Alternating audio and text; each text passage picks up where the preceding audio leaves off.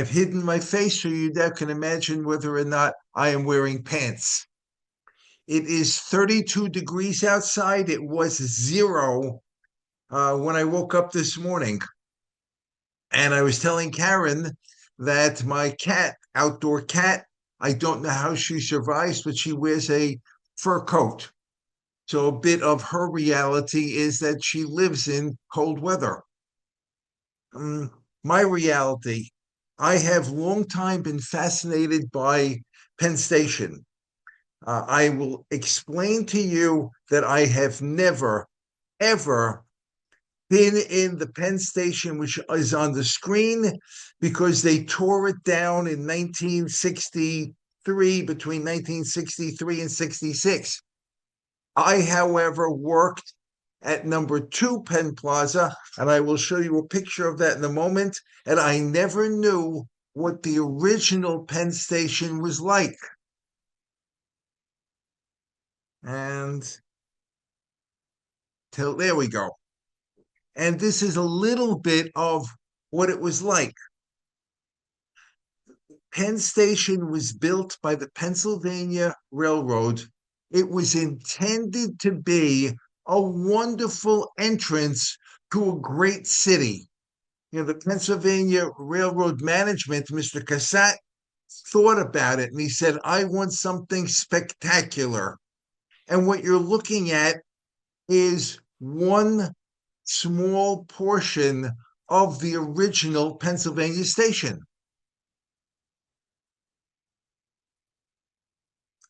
You can't see this view from anywhere in the world. This is an artist's depiction of what Penn Station looks like today underground. They built Madison Square Garden.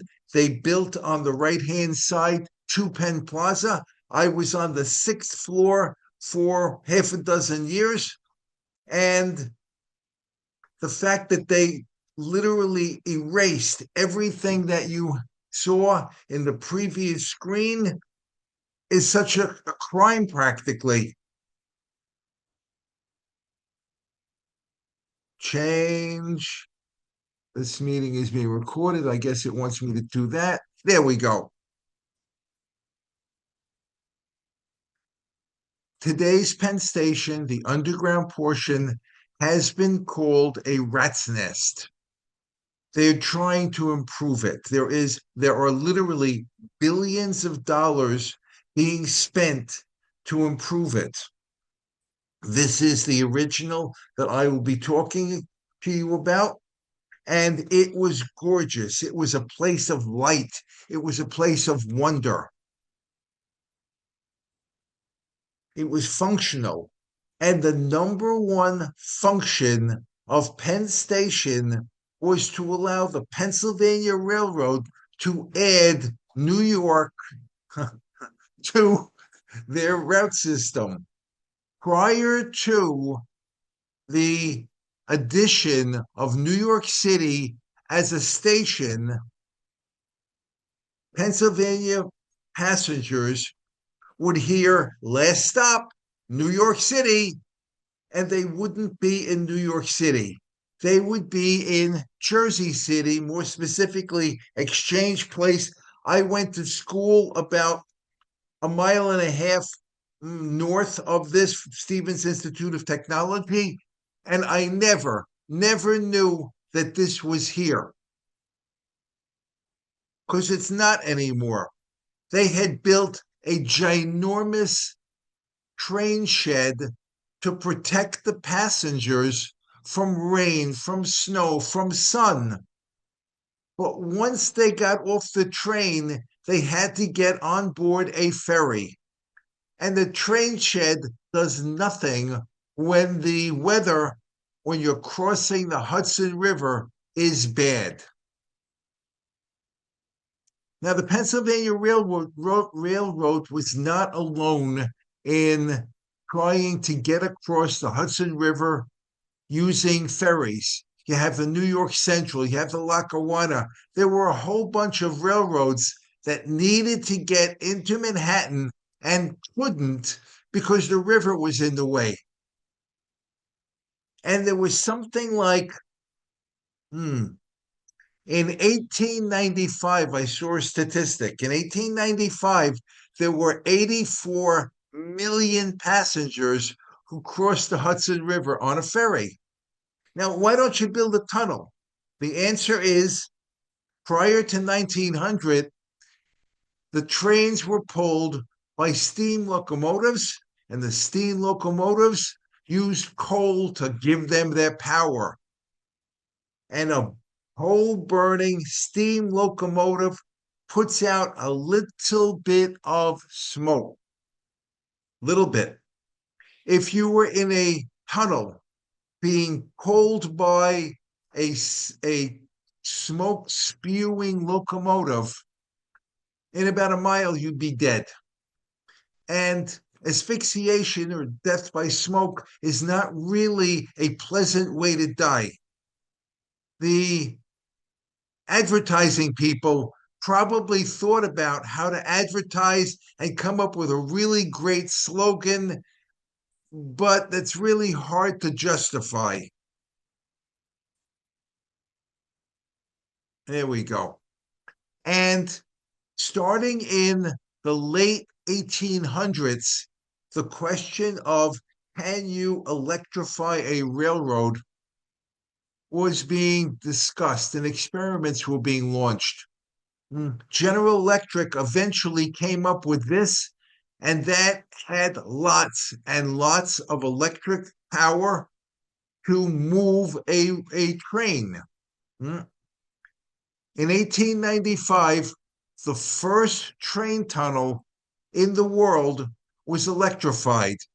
And this tunnel, mile and a half tunnel, that went underneath the city of Baltimore, and they put a third rail down, and they used this tunnel, and it is called the Hudson Street.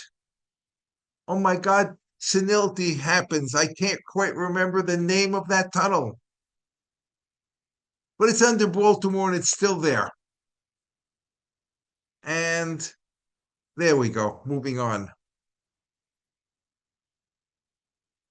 Now, the idea of having electricity move trains under tunnels, under rivers, spread around the world. In the year 1900, the city of Paris had a World's Fair. This is a postcard from there. Something like 50 million people attended the World's Fair. And they were very proud of it. And the question, of course, was how do you get people to the World's Fair? And they said, well, we have a burned out palace in the center of Paris, right where a train station could be. And what they did was they dug a tunnel, they put a third rail under it or in it, and you wound up with the Gare d'Orsay. Now, this had been a palace. The French had big palaces. It became the world's first electrified train station with electric motors pulling trains to the center of Paris. This is no longer a train station. It stopped being a train station in 1939. It today is a magnificent, gorgeous, spectacular museum. And if you're in Paris, you should look it up. And that gives you a sense of what the train station was like. And this train station meaning it's not a terminal, it means a train keeps going. Everything that you see in this picture finds its way to the Pennsylvania station in New York City. The arches, the glass ceiling, the floor actually lets light through because what you're looking at is tiles that have glass blocks in them. This is the top concourse. There is a lower concourse, and the light went right through to the lower concourse, and Penn Station did that too. Now, 1900, they open up the World's Fair, and the president of the Pennsylvania Railroad Mr. Cassatt sends a subordinate, Mr. Ray, to Paris. And Mr. Ray comes back and says, you know what? We can do it. And boy, does it work really well. Mr. Cassatt must have been an interesting man. He was very, very wealthy. And he was on the board of the Pennsylvania Railroad, and they did not make him the president. And he says, well, I'm very wealthy. I'm going to live a good life. I am going to raise some of the greatest racehorses in the world. I am going to sail in my yacht. I am going to travel. And he did that for almost 10 years. And the Pennsylvania Railroad wound up in deep, deep trouble. And they asked him, will you come back? And he said, I'm rich. I've got a really good life, but I will come back. And he did. And he made the railroad dramatically successful. He doubled their revenues. He built stations. He was a special man. And doing so, he basically sacrificed not just the life of a rich man, but his life himself. He died before the Pennsylvania Railroad got built. He died 7 years as the president, but he is remembered. And the idea of getting to Manhattan was just one part of his plan. He also said, how about we get into Long Island? Long Island has lots and lots of commuters who want to get into Manhattan. And he says, and by the way, it would be really nice if we were able to get up in New England. And so his plan was to not just build a tunnel into Manhattan underneath the Hudson River, but to do one underneath the East River and then build a giant, giant bridge to get you north. And when I say giant bridge, if it'd be nice if the screen, there we go. He built what is called today, it's still there, the Hell's Gate Bridge. And when they built it, it was the world's largest steel arch bridge. The Mr. Cassatt and the Pennsylvania Railroad, they really thought big. At the time, they were the largest railroad in the United States, the most profitable, and they were working on expanding it. Come on. There we go. Trying to get to the next screen. All right. Now, his plan for the two rivers was relatively simple, except for the fact that the doing of digging tunnels underneath the Hudson was unbelievably difficult. The Hudson River mud is really, really thick. So when they started digging underneath Bergen Hill, they were digging in stone. And that's relatively straightforward. By the time you're underneath the Hudson River, you have to push a tunnel through in mud underneath, 60 feet of river. Eventually it comes up, you build a station, you go down again to the East River, and then you come up. One of the interesting things about Pennsylvania stations is that the trains would stop at Penn Station, kept on going. The storage yard was on Long Island. So a train would get rid of its people, passengers would disembark, and then a train would keep on going. And later on, an empty train would come from Long Island and stop at Pennsylvania Station for more people. This is true of the Pennsylvania Railroad Station. For the Long Island passengers, they would go and the train would back up. The question, of course, is why on earth would the Pennsylvania Railroad go into Long Island? And the answer was they bought the Long Island Railroad. So all of those passengers became Pennsylvania Railroad passengers on Long Island Railroad trains. The Long Island Railroad has been there for a long, long time. It actually started in 1834 The rails go from one end of Long Island, Brooklyn, all the way to the far end. Actually, they split because there's two ends to Long Island. And in 1934, they celebrated their 100th anniversary. Mr. Cassatt and the Pennsylvania Railroad bought it in the 1860s, 1870s, if I remember, and maintained ownership until the until the Pennsylvania Railroad wound up going bankrupt when they sold it off. There are two tunnels to Manhattan, and if you look at them, what they did was they built cast iron pipes and they lined them with concrete. Now, cast iron in mud does not sound like it's going to last very long. The fact that they're still there, still with trains, 115 years later, is almost a miracle. One, of course, the bad things that happened is we had Hurricane Sandy, and both of these tubes got filled absolutely with water, and they were in the process of trying to build new tunnels. Eventually, they're going to try to rehab these two and give new tunnels next to them. The tunnels under the Hudson turns out were not the first tunnels under the Hudson. The idea of doing so has been a dream for a very, very long time. When electrification started being thought of, they said, maybe we should start digging tunnels. The Hudson and Manhattan Rail Company began digging their tunnel in 1875. New York City had basically quadrupled in size after the Erie Canal was opened, and the city was being flooded with people and money and manufacturing. And so they said, let's dig a tunnel.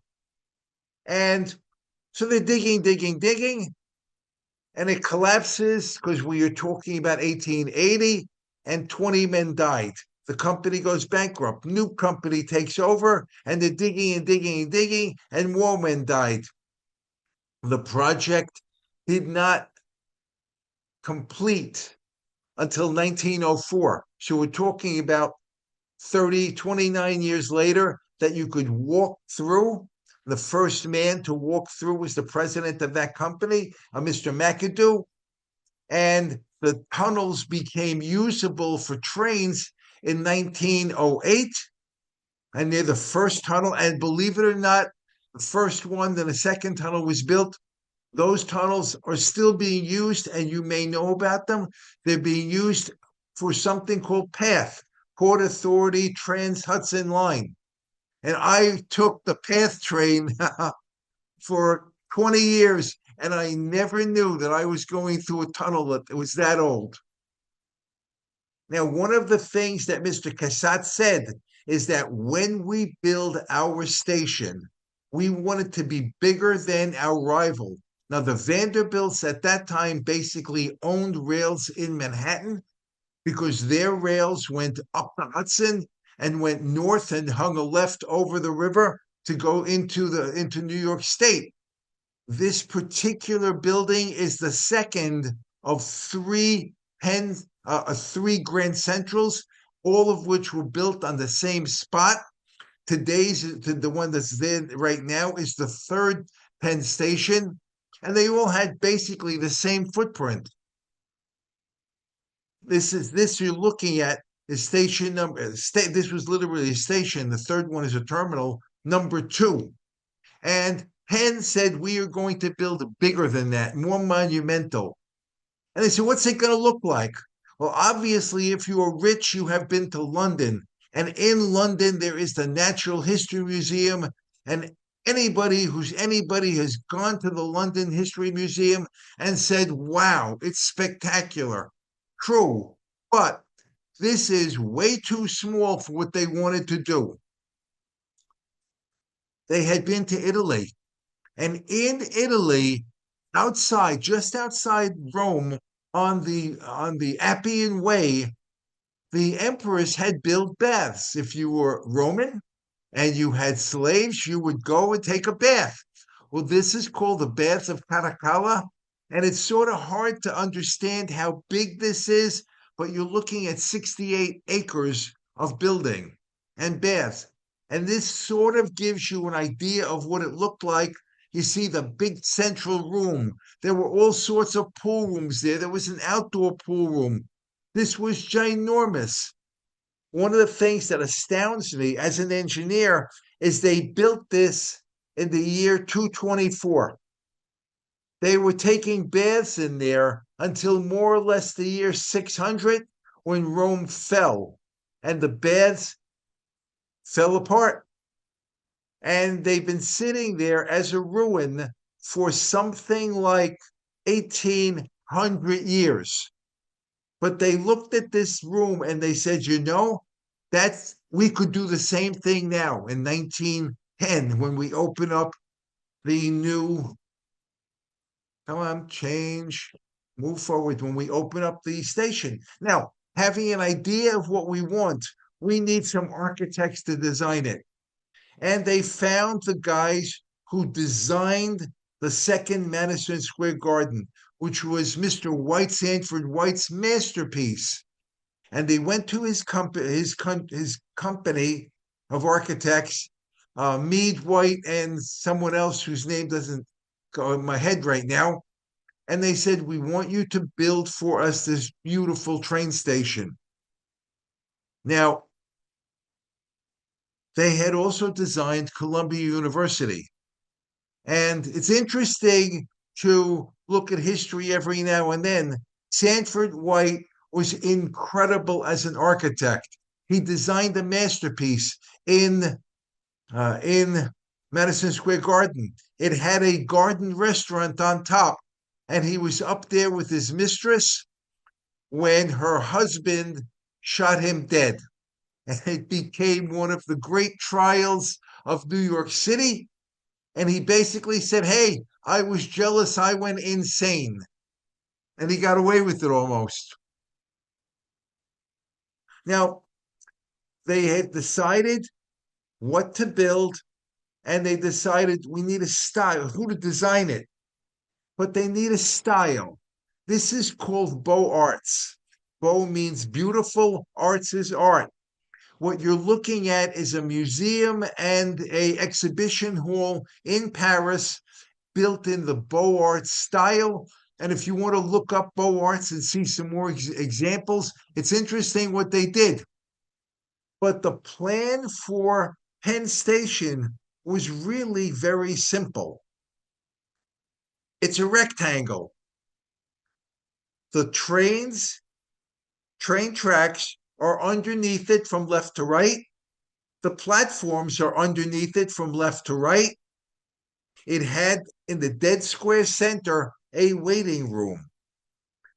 You got to the waiting room from 7th Avenue on your right by walking through an arcade. When you're done waiting, you go to the concourse on your left to get on your trains. Relatively simple. There are 4 major doors on each end. North and south doors, 31st Street to 33rd Street, had a second door to the concourse area. And they built something that was spectacular to match. Now, if you look at this building, they spent, it's hard to talk about money. In today's dollars, this building cost roughly $3 billion to build. And that doesn't include all the things like you see the lower left-hand corner, there's a foundation. They're going to put a little hotel in that foundation. Now, they built the 4th largest building in the world. It is slightly smaller than the Winter Palace in St. Petersburg, Russia. Slightly smaller, not much. Small difference is that when they built Penn Station, they basically built it in 3 years.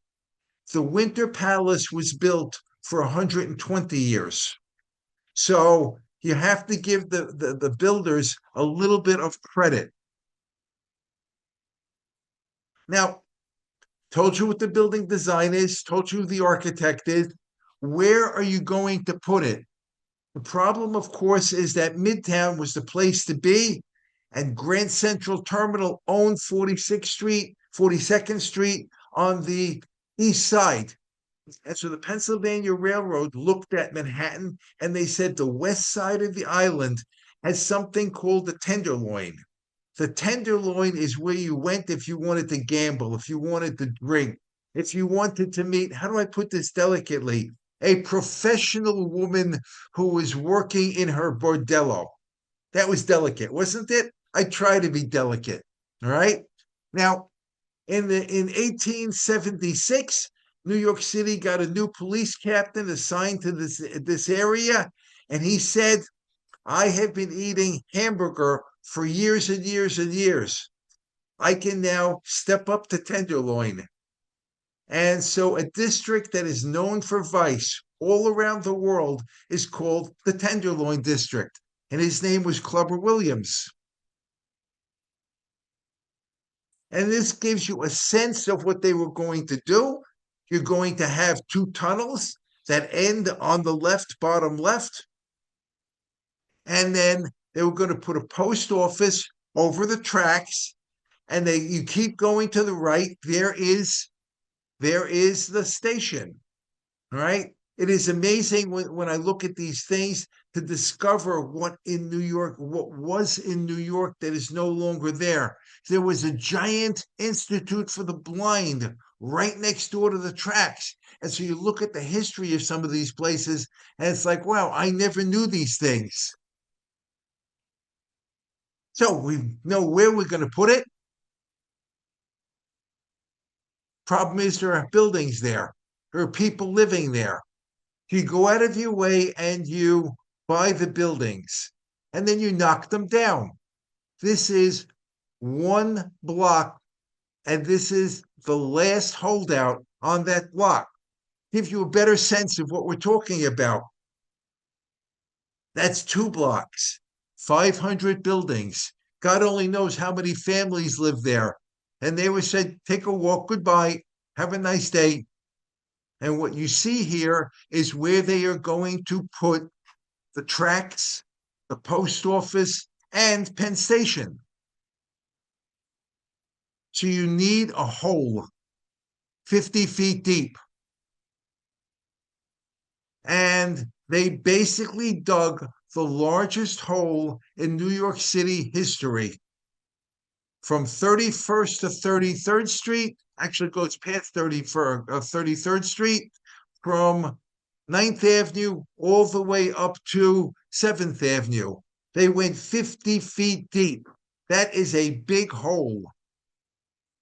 I don't know where. You think about it, all this stuff had to go somewhere. There were roughly 3 million cubic yards of material that they had to put somewhere. And I have no idea where it went. But the tunnels went there, okay? 2 of them into New Jersey. And they put tracks. But given all of the trains that are going to be going back and forth to the 21 platforms they had, Long Island trains as well as Pennsylvania trains to New Jersey, you had a fairly complex track system, and so they had to have a control tower. This is one of 4 control towers. You can see in the distance the train tunnels are opening up. And then at the bottom of the hole, you start putting structural steel. There are your columns. You're going to put a building on top of these. Any one of several buildings are going to be put on top of these. And the train tracks go in between the columns. And if you look carefully, you can actually see train tracks that are down there because they were bringing materials in by train. And by 1908, you had a non-trivial amount of structural steel being built. Minor technical problem is, which building is this? And if you look to the far right, you get a hint of that is Penn Station. And this is what you just saw, the far right. That was the corner. And so little by little, the facade is being added to the steel and it grows.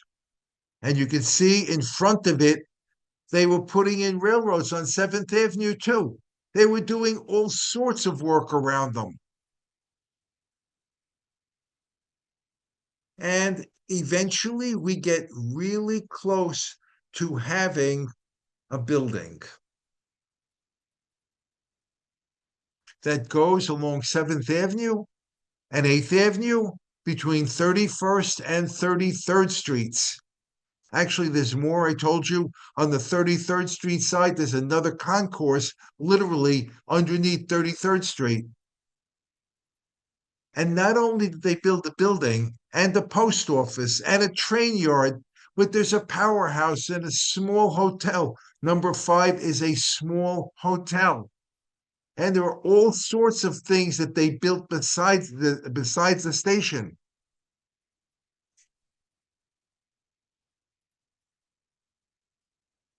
$3 billion.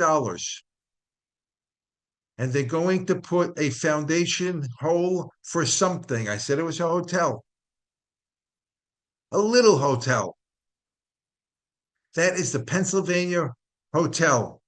Pennsylvania 6, 5,000. And that building had 2,200 rooms. When I say little hotel, huh, it was the largest hotel in the world. These guys thought big. And what's interesting to me is that this hotel lasted until 2 years ago when they knocked it down in 2023, I guess. Let's take a little walk around it. And when you look at the picture, you say, it's filthy. And that's absolutely the truth. They did not clean it because they were running out of money. In the beginning, they took really, really good care of it, but eventually they stopped doing basic maintenance on it. Let's take a little walk. Let's go down 31st Street. And as you walk down 31st in the middle of the block, there's a side entrance to the waiting room. And I'm going to talk about the waiting room in a minute. The entrance is impressive, not to the whole building. This is just the entrance to the waiting room.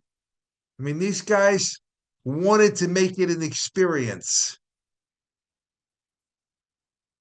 And on the corner of 31st and 8th Avenue, that's what the building looked like. And the Pennsylvania Railroad, the biggest railroad in the country, the most wealthiest railroad in the country. If you worked for the Pennsylvania Railroad, they took care of you. In the middle of the block is another entrance to the concourse. If you were an employee here, you could sleep in some of the rooms. They had their business offices in other rooms. There was a gymnasium there. There was a bowling alley there. There was actually a YMCA there. There was a rooftop garden. I mean, they put everything they could into it, and a lot of it was for the passengers. This, interestingly enough, was not the headquarters of the Pennsylvania Railroad. If you're interested, I debated putting slides in to show you what they had built in Pennsylvania, in Philadelphia, but just Penn Station in New York by itself has been fascinating me for years. If you're on the 3rd floor, you probably get and you want to get a corner office because you're the manager of the building. And so now you want to talk to someone who's got the other corner office. This is the corridor on the 3rd floor of 8th Avenue, going from your corner office to the vice president's corner office in the distance. This is the front of the building. I mentioned that it had 21 tracks and 11 platforms because a platform serves two tracks. And this was considered to be one of the masterpieces of Beaux Arts architecture. And if you look here, you can see this is like soon after they opened it. Look at the traffic in the far right. That's a horse being pulling a wagon. If you're on 34th Street, 31st Street, and 7th Avenue, and you're right next to the building, this is what you see. I put this picture in an attempt to humanize huge. You you had to walk for an entire block to get to the front door. The street that you're crossing right there, I'm going to talk about because that is not 31st Street. They actually had an inside street on 31st Street and an inside street on 33rd Street. That is the entrance. This is exactly where 32nd Street ends, and it is monumental. And it was deliberately that it was not going to be incredibly ornate. The artwork that they put down was limited. Above the doors, you see the statues of night and day, and you see a bunch of eagles. When they destroyed the terminals, they destroyed most of the artwork. One of the statues of Night was saved literally from a New Jersey swamp. Most of the columns, most of the artwork is in the swamps. This is the lobby. Behind the wall in front of you is a bank. People could not see the bank because the columns hid the bank if you were walking on 7th Avenue. It's difficult to imagine how big this is, but maybe this picture helps. You see the men, they are erecting each of those columns. And if you're curious, it's called a Doric column. And I may or may not remember the difference between a Doric column and some other kind of column, but these guys have a long way to go to keep building up the columns. And that is the bank behind them. And leaving the front door of the station, you move into an arcade and you're going to walk down the arcade to get to the waiting room. And the arcade was deliberate for people to understand that New York was elegant. They put really high-end shops along the arcade. Interestingly, on either side of the arcade, the building did not exist. It literally had a hole right there all the way down to the tracks. The tracks down below got rained on, got sunshine, got snowed upon. And that is when you leave the foyer, that is the arcade. And in front of you, all the way in front of you, is the waiting room. And when I say the shops were elegant, this is the drugstore. And surprising because we are now 115 years later in this elegant drugstore, they showed the light bulbs because they were proud of the fact that we have light bulbs. It's electricity.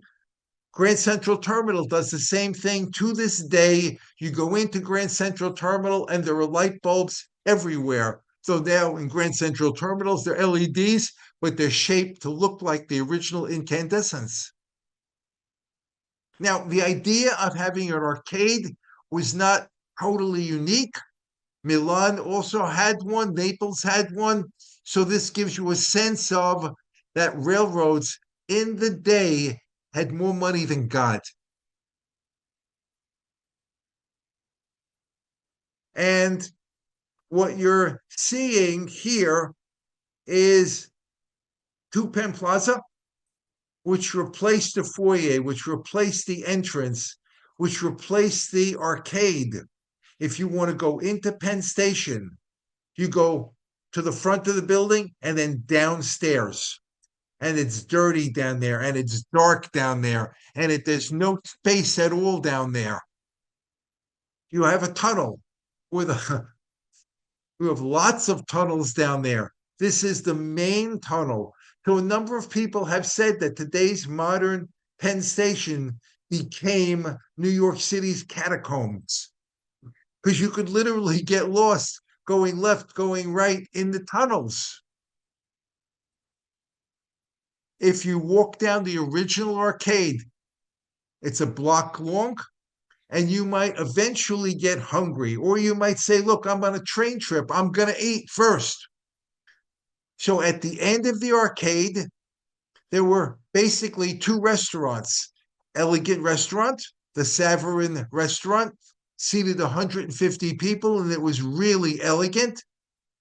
And this restaurant opened with Penn Station and it closed with the demolition of Penn Station. So the Savarin chain was here for the whole time. And directly opposite, if you didn't want elegant, they had their lunchroom. And not only did they have their lunchroom here, but on the lower concourse, they had a bar and a buffet. So I don't know how Savarin wound up owning the food concession, but they almost did. When you leave one of those restaurants and you're done with the arcade, directly in front of you is the waiting room.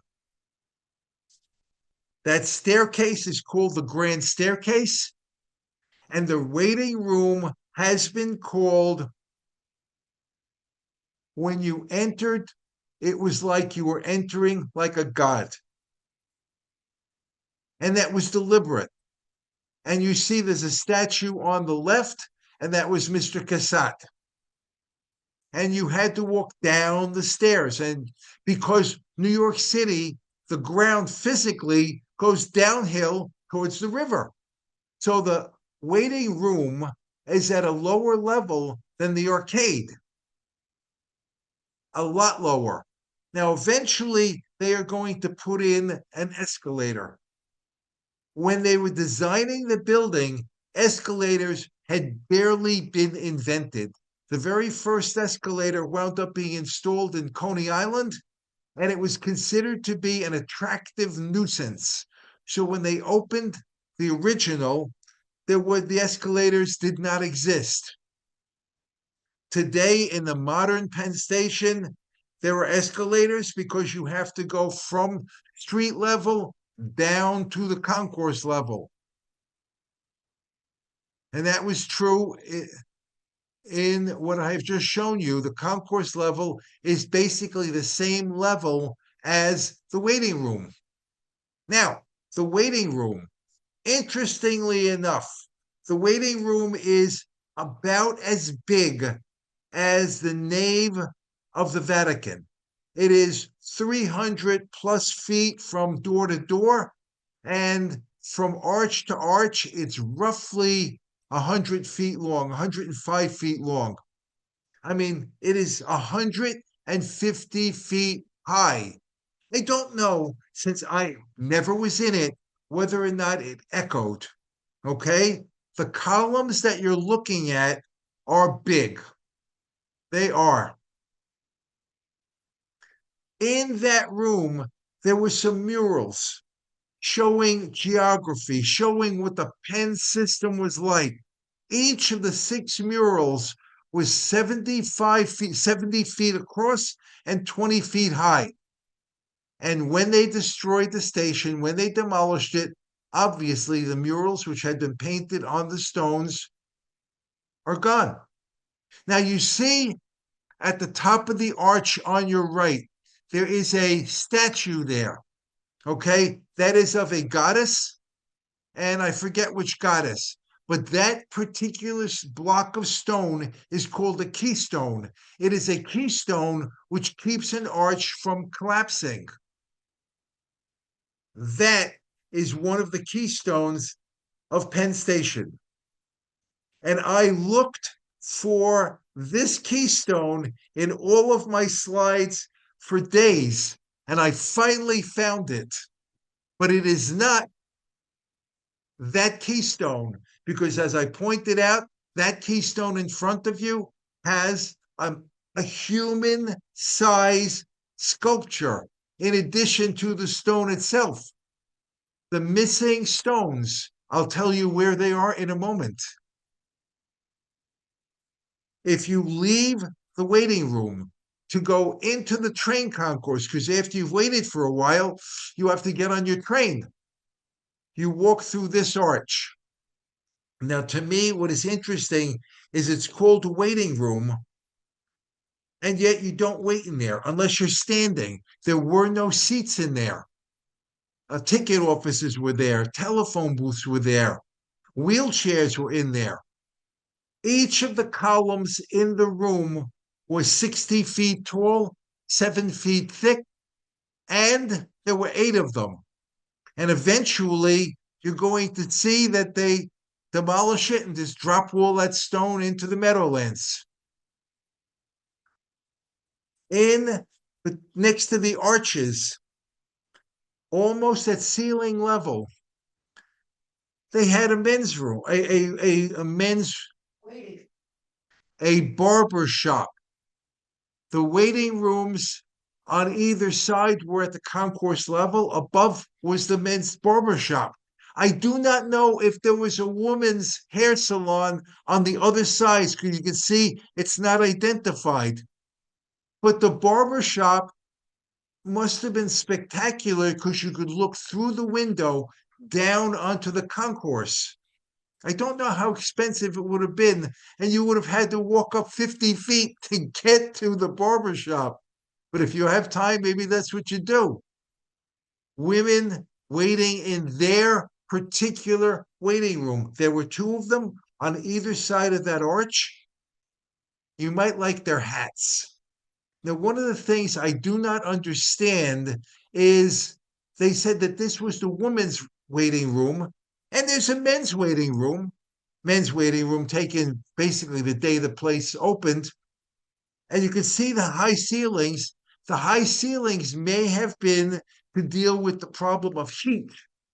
Okay? What I don't know is, what if you were married? Could you like travel with your wife? What if you had children? Did families go together? The waiting rooms are identified as men's waiting room and left waiting room. And you can see the doors in the back. Well, the doors to the back went to the bathrooms and the smoking room. I don't know if the ladies had a smoking room. I don't think so. This is the place at night. I've shown you this picture before. I'm going to pause for 1 second and say we are leaving the center, which is the waiting room, to go into the concourse beneath the glass. And if you will notice on the waiting room windows, each of those arches, at the very top of the arches, there is a dot. That dot is the keystone. That keystone is the missing keystone that I could not find. And every one of the windows, and there were 8 of them, had a giant, every one of those windows had a giant keystone in it. And I'm going to talk about the concourse now. And one of the things that you have to be an architect or a lot smarter than I am is to say that the concourse area was considered the same, except it was different than the waiting room. And everything I've just shown you was destroyed.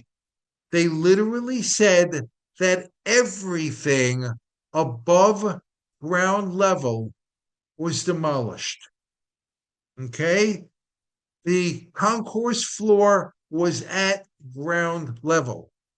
So it's interesting whether or not part of the concourse floor. I like the waiting room floor and the arcade were at ground level. You had to go take steps downwards to the concourse. I've always wondered whether or not any of the arcade and when any of the waiting room floor is still physically there. The concourses remain. They've been dramatically changed, but everything on top is gone. And they gave us this. Now, you see the space between Madison Square Garden and Two Penn Plaza. Okay? There's an alley there. An alley. I numerous times had to get something physically from my office. And I would drive into the city. I would park in this alley. I'd say, hey guys, I'll be back in 10 minutes. They say, leave your car there. There's no rush. And I'd go up to office. I parked here all the time. Now, what's interesting about this alley is that this alley is where the waiting room was. So when I say they demolished it, yes. And they put this bit of ugliness in its place with its air conditioning, but they allow me to park there. And there is a portion of this could be Day.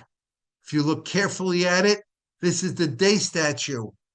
And she has been destroyed and dropped in the Meadowlands. And it was convenient to do this for the railroad because, well, they had a railroad.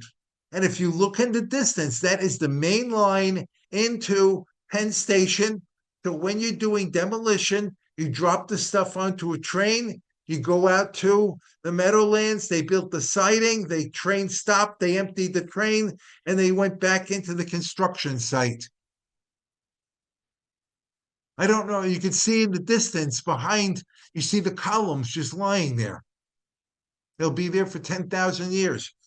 If ever you want to go see a little bit of what Penn Station looked like in the day, if you're in Toronto, they have what is called the Union Station.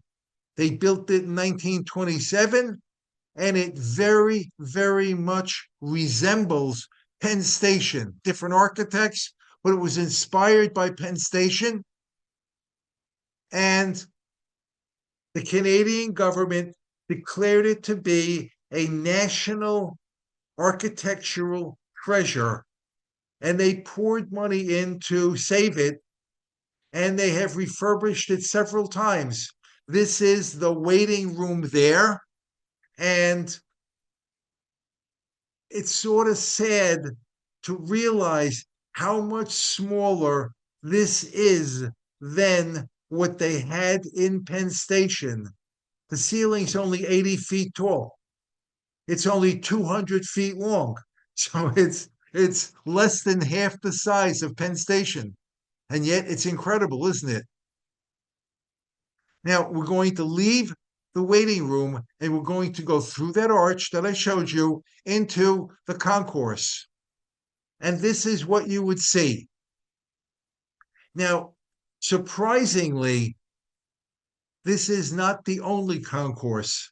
There are actually two of them, one on top the other. And these concourses, as I pointed out, are below ground level, so they survived. But this is we are looking towards 8th Avenue.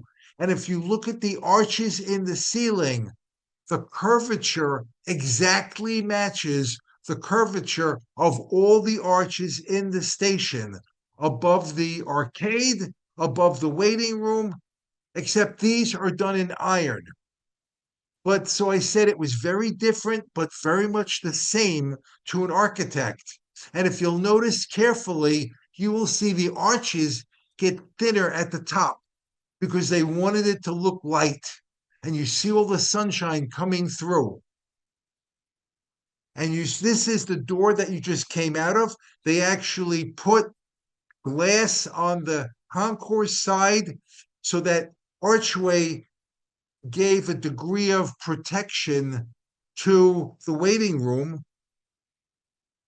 But when you walked out of through those doors there, the waiting rooms are to your right and left. Men's waiting room in the left. Upper left hand side is where the barber shop was. And if you look at the floor, it has this funny grid pattern.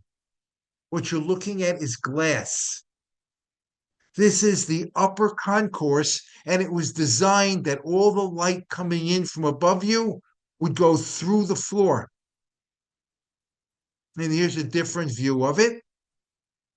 It must have been incredible in the day. Certainly, to my eye, is beautiful.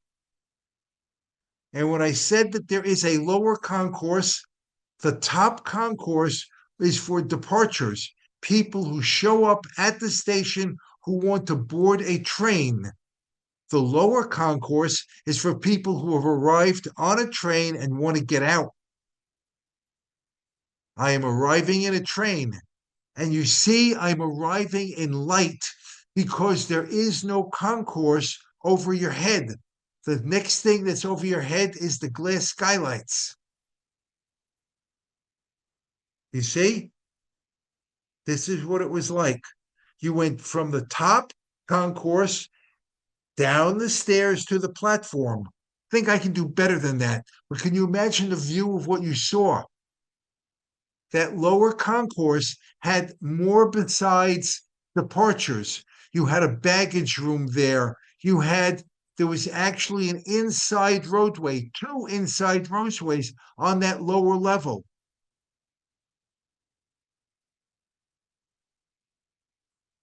You get off the train, you take the staircase to your right to the arrival concourse, and you leave. If you're showing up, you go down the long staircase. There were, when they built it, only one escalator, and that was serving Long Island Railroad. It was on 33rd Street, and it was almost experimental, but nowhere else. You walked up and down stairs. I have a different picture showing that. This is leaving, all right? You walked along the bottom concourse. You found the staircase. The staircase took you all the way up to 8th Avenue. And again, you're flooded with light.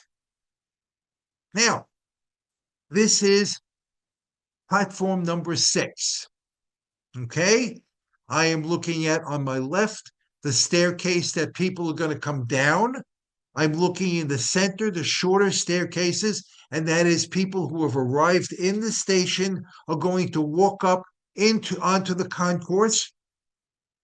What you might find interesting is that if you take the right-hand track and follow it into the distance, there is sunshine there because I pointed out on either side of the arcade, it was open to the sky.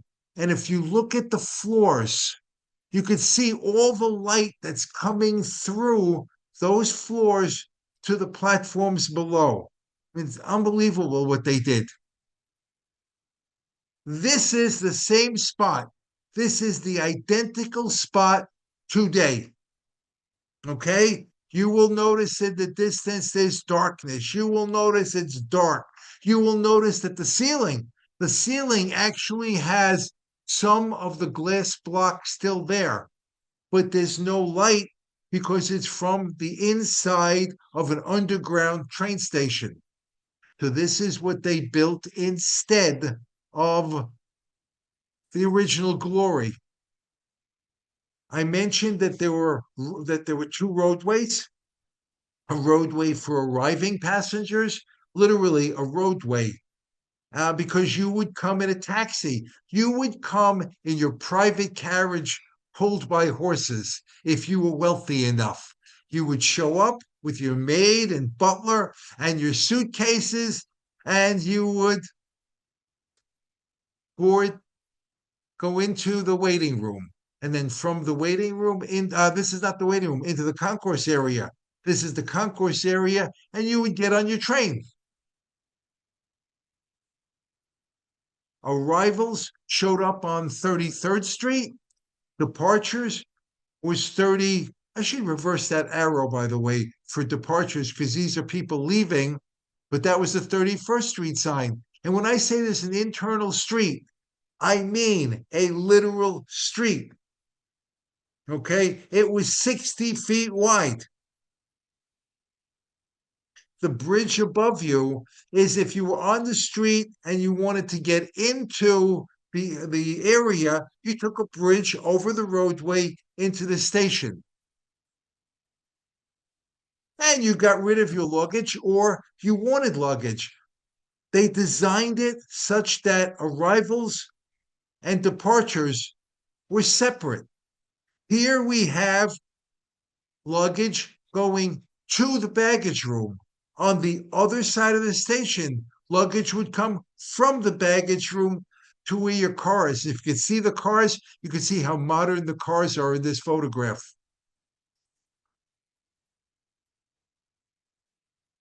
One of the odd things I learned was that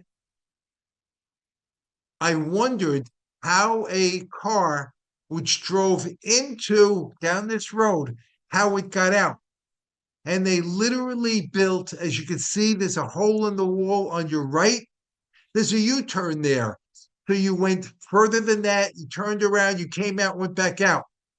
There is actually also a hole in Penn Station where trucks could go into, because remember, we had a whole bunch of stores. And here is how you delivered stuff to the stores. You could all actually deliver stuff in advance to the baggage room because that little arrow points to on the other side of the arcade, the baggage room was there as well as the stores. They thought of so much here. This is a complex marvel. It was unbelievable to my eyes.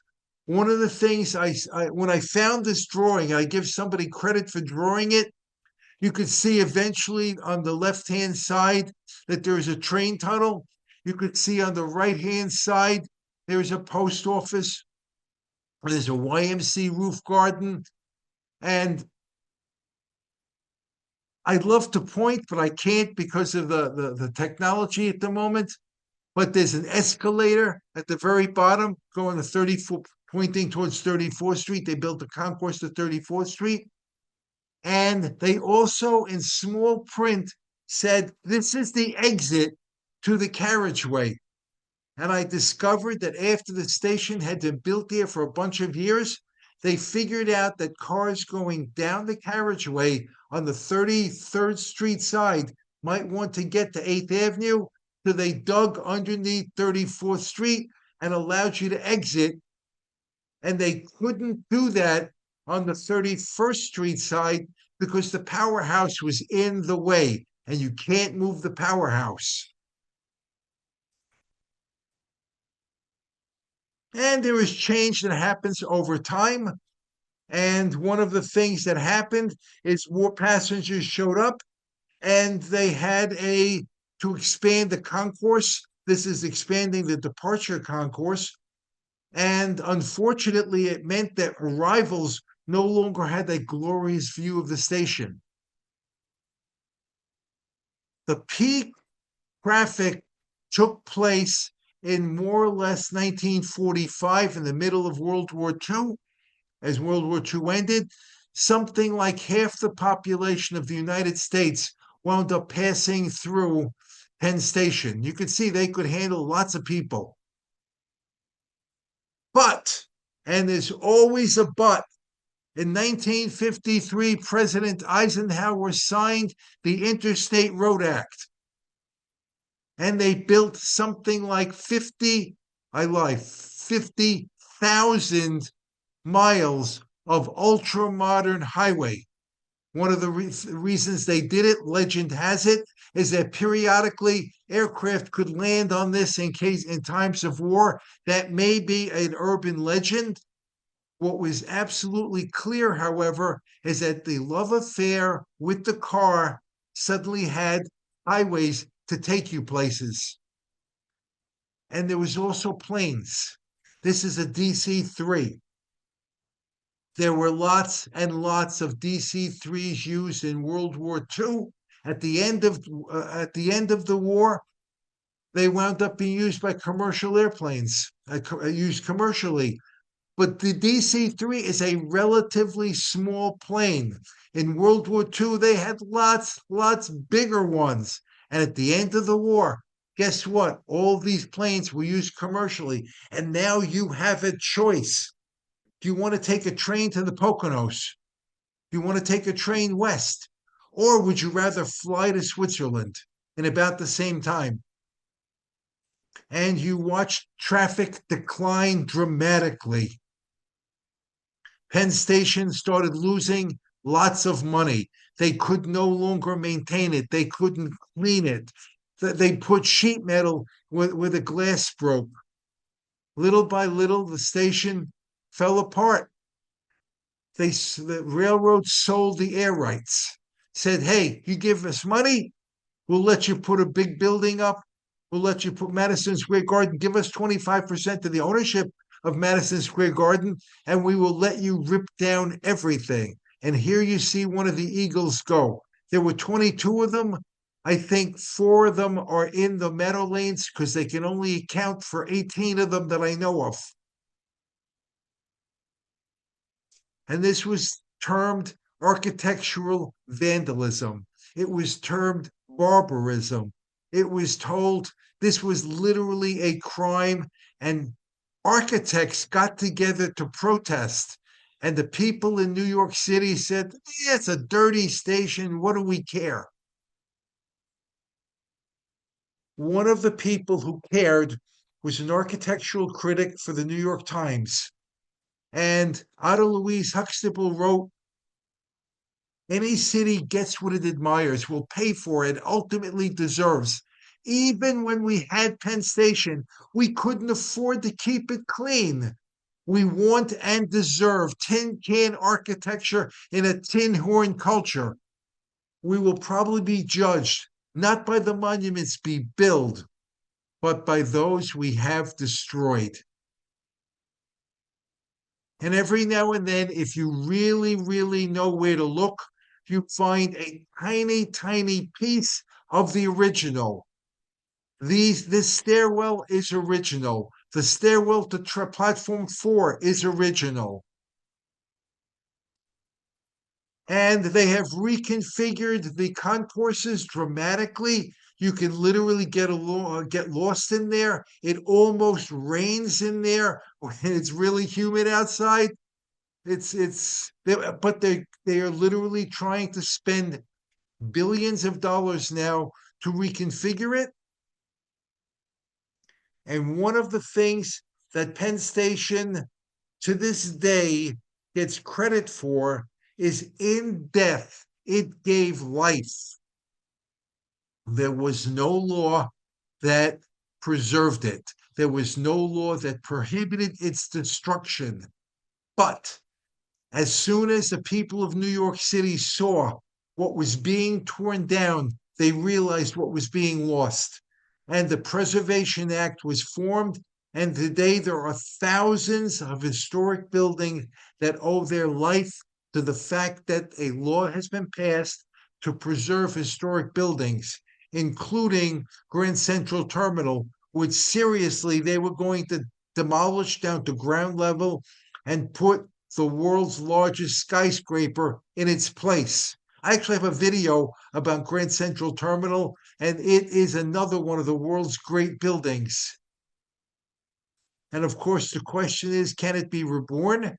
And the billions of dollars that they're pouring into it, they're doing significant work. One of the thoughts is to take the whole of Madison Square Garden, remove the floor, and so you once again have this magnificent space over your head while you rebuild Madison Square Garden somewhere else. The post office is no longer a post office. That has been expanded into being another place where it's part of Penn Station.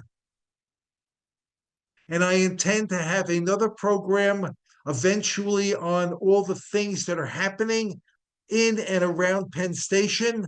I tell you about my Grand Central Terminal videos. I have 3 of them. I've got something like 19 different programs, and I'm about to announce two more. I'm doing another one on riddles because people have asked me to do riddles number one. So now I've got riddles number two, and I'm going to do one that's not happy. I'm going to do one about World War I, which literally gave us the modern world.